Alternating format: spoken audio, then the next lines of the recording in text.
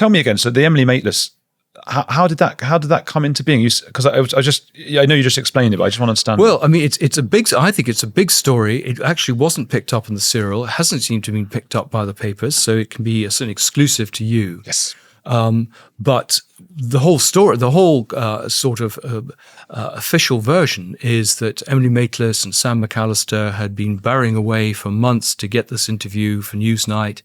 And finally, they persuaded the palace to do it after, extensive meetings.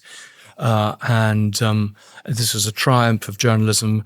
2 films have been made based on the books of those two particular figures. Mm.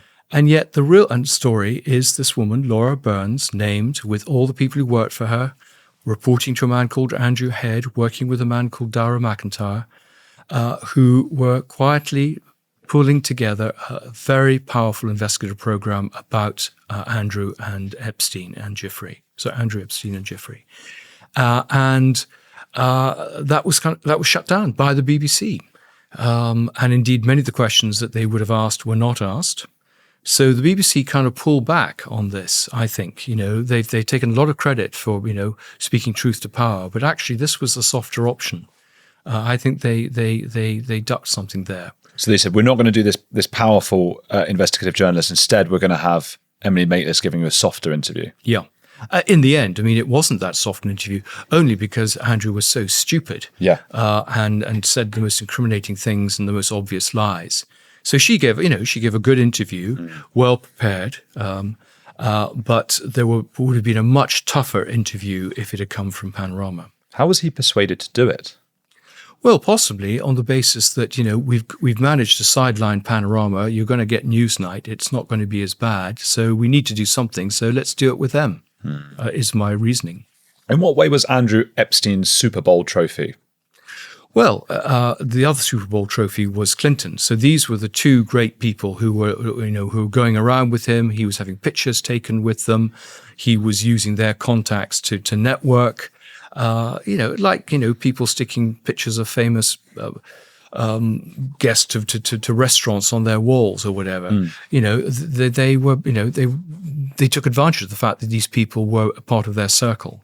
And networked off it. And, presumably Andrew was able to, I know that Andrew had Epstein on some of these trips and organized business for him off the back of the British taxpayer. And there are photos, as you say, of Andrew and Clinton by the pool. Yes, I haven't seen them myself, and I don't think Sandra White had seen them. But there's certainly a lot of rumors about pictures. Now, there can be, I understand they were dressed in toweling robes. They could have been staying somewhere, gone swimming, and there's a picture snapped to them after the pool. I mean, these could be completely innocent pictures, but they certainly are pictures of the 2 of them together, I'm told. And you spoke earlier of how with Andrew and his ties to Epstein, Andrew wasn't actually, going for these underage or whatever deliberately, let's say. But would he have known that Epstein did it? Because how young were some of them at Epstein's Island? The women, the girls. Well, I understand that there were girls, 12 and 14. 12 is mad. So, I mean, some of these young models in Jean-Luc Brunel's model agency, I think, and I don't know much about the model industry, but I think a lot of the models start at the age of 14. So they were certainly very young girls who should have, had been properly supervised.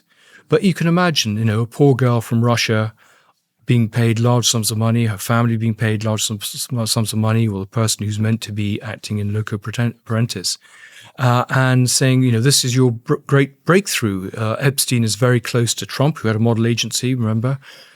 He's close to Brunel, who's got a model agency. This will be your career. And you may have to go and, go to the island. Maybe they're going to do things there. They're going to film you in this exotic location. I don't know what they would have said.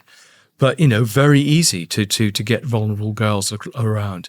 And, we remember, I think it was Sarah Ransom, or one of them, said that, she tried to escape.